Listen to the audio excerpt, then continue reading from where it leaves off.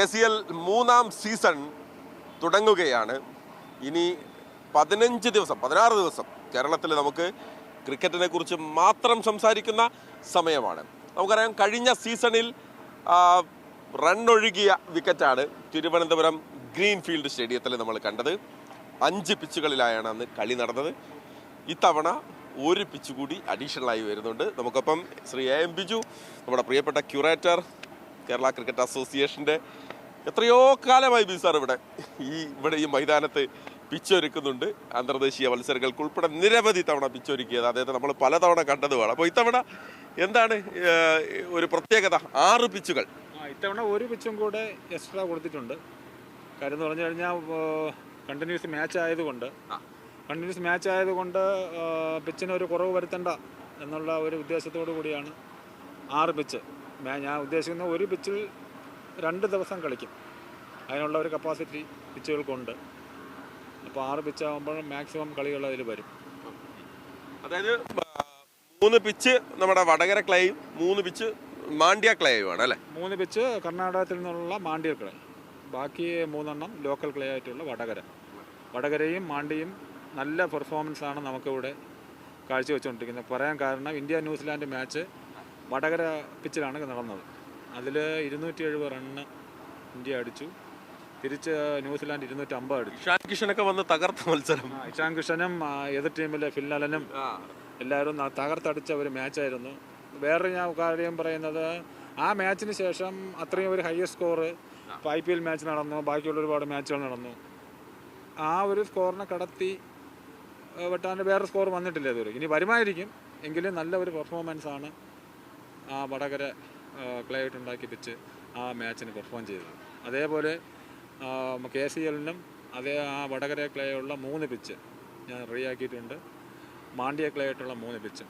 ഇതും ഈ 6 പിച്ചും ഒന്നിനൊന്ന് മത്സരിച്ച് റണ്ണ് വരുമെന്നാണ് എൻ്റെ ഒരു പ്രതീക്ഷ. നമ്മൾ സാധാരണ ക്രിക്കറ്റ് നോക്കുന്ന ആളുകൾക്ക് വടകര ക്ലേ, മാണ്ഡ്യ ക്ലേ എന്ന് പറഞ്ഞു കഴിഞ്ഞാൽ 2 സ്ഥലത്ത് നിന്ന് കൊണ്ടുവരുന്ന കളിമണ്ണ് എന്ന് നമ്മൾ സ്വാഭാവികമായിട്ട് അതാണ് നമ്മൾ എല്ലാവരും ബേസ്. പക്ഷേ ഇത് പിച്ചിലുണ്ടാക്കുന്ന വ്യത്യാസം എങ്ങനെയാണ് യഥാർത്ഥത്തിൽ? പിച്ചിലുണ്ടാക്കുന്നത് രണ്ടും 2 നാച്ചുറാണ്. കാരണം എന്ന് പറഞ്ഞാൽ മാണ്ഡ്യ ക്ലേ എന്ന് പറഞ്ഞാൽ കുറച്ച് മോയ്സ്ചർ കുറച്ച് കൂടുതൽ പിടിക്കും. അപ്പോൾ അത് ഡ്രൈ ആവാനും ഒക്കെ വടകരയേക്കാളും കുറച്ച് ലേറ്റാവും. പക്ഷേ വടകര എന്ന് പറഞ്ഞാൽ അതിലും മോയ്സ്ചർ പിടിച്ച് നിർത്തുന്ന ഒരു ക്ലേ ആണ്. പക്ഷേ പെട്ടെന്ന് ഡ്രൈ ആവും. എങ്കിലും നല്ല ഗ്രാസ് ഉണ്ടായിരുന്നു കഴിഞ്ഞാൽ അത് നല്ല ബൗൺസും നല്ല ബാറ്റ്സ്മാനെ കളിക്കത്തക്ക രീതിയിലുള്ള ഒരു ബൗൺസ് അതിന് കിട്ടും. ബൗളർക്കും അതിനൊരു നല്ലൊരു ഹെൽപ്പുണ്ട്. പറയാൻ കാരണം എന്ന് വെച്ചാൽ ബൗളർ എറിയേണ്ട അടുത്ത് എറിഞ്ഞു കഴിഞ്ഞാൽ അത് നല്ല രീതിയിൽ ബൗൺസ് ചെയ്യും.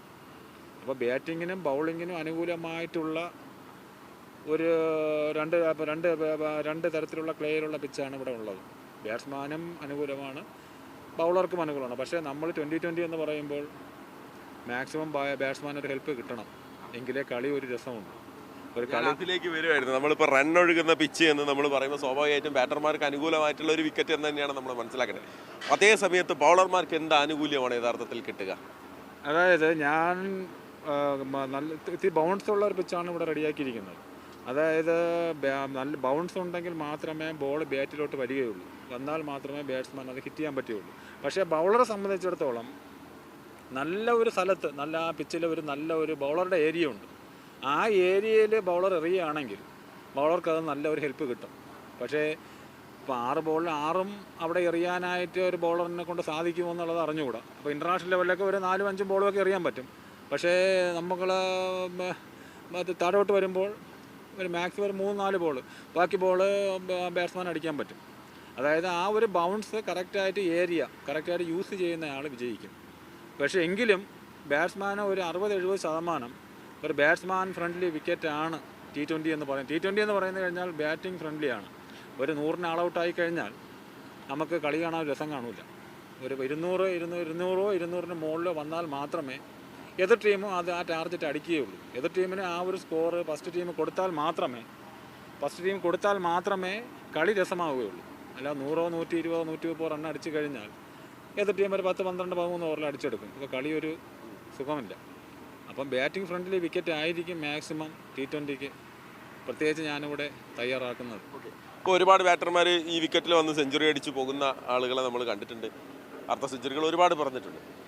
ആരെങ്കിലും വന്നിട്ട് നേരിട്ട് വന്ന് അപ്രിഷിയേറ്റ് ചെയ്ത താരങ്ങൾ ഇപ്പോൾ ഈ അടുത്ത കാലത്തൊക്കെ ഉണ്ടാകും, പക്ഷേ എന്നാൽ ഈ അടുത്ത കാലത്തൊക്കെ ആരെങ്കിലും വന്ന് പറഞ്ഞിട്ടുണ്ട് അത് കൊള്ളായിരുന്നു, ആ വിക്കറ്റിൽ എനിക്ക് നന്നായി കളിക്കാൻ പറ്റി എന്ന് വിളിച്ച് ക്യൂറേറ്ററെ അപ്രിഷിയേറ്റ് ചെയ്ത നിമിഷങ്ങൾ? താരങ്ങളായിട്ട് ആരും വന്ന് പറഞ്ഞിട്ടില്ല.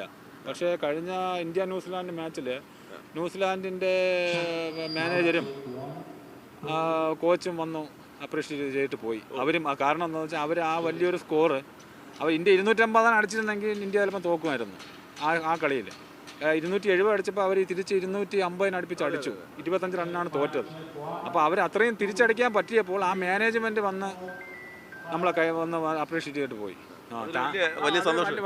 വലിയൊരു തോറ്റിട്ടും ആ ടീം വന്ന് അപ്രീഷിയേറ്റ് ചെയ്തത് എനിക്ക് എൻ്റെ സ്റ്റാഫിന് ഭയങ്കര ഒരു സന്തോഷമായിരുന്നു. എത്ര സ്റ്റാഫുകളുണ്ട് നിങ്ങൾ ഈ പിച്ച്? ഒരു 10-35 സ്റ്റാഫുകൾ പെർമനൻ്റ് ആയിട്ട് ഒരു 10-25 സ്റ്റാഫുണ്ട്. ബാക്കി ഈ കളിയോടനുബന്ധിച്ച് വെളിയിൽ നിന്ന് ബാക്കിയുള്ള പയ്യന്മാരെ ഹെൽപ്പ് ചെയ്യാൻ, കവർ പിടിക്കാനും, മഴ വന്നാൽ കവർ പിടിക്കാനും ബാക്കിയുള്ള എല്ലാത്തിനും നമുക്ക് വിളിക്കാറുണ്ട്. മഴ വന്നാൽ ഇനി അതാണ് അടുത്ത ചോദ്യം. മഴ വന്നു കഴിഞ്ഞാൽ നമുക്കറിയാം രസം കൊല്ലിയാകും, കളി നിന്ന് പോകുന്ന ഘട്ടം വരും. അപ്പോൾ ഗ്രീൻ ഫീൽഡിൽ പക്ഷേ നമ്മൾ അങ്ങനെ ഒരു പ്രശ്നമില്ല. ഇത്തവണ ഡ്രൈനേജ് സിസ്റ്റം ഒക്കെ കുറെ കൂടി നിങ്ങൾ ഇത്തവണ നമ്മൾ ഒരു 2 മാസം മുമ്പ് സ്പ്രിംഗ്ലറാണ്, അതായത് ഈ വെള്ളം പമ്പ് ചെയ്യുന്ന ഒരു 10-60 സ്പ്രിംഗ്ലേഴ്സ് ഈ ഗ്രൗണ്ടിലുണ്ട്. അപ്പോൾ അതിനെ 2 മാസം മുമ്പ് തന്നെ നമ്മളെല്ലാം ഒന്ന് റീഫ്രഷ് ചെയ്തു.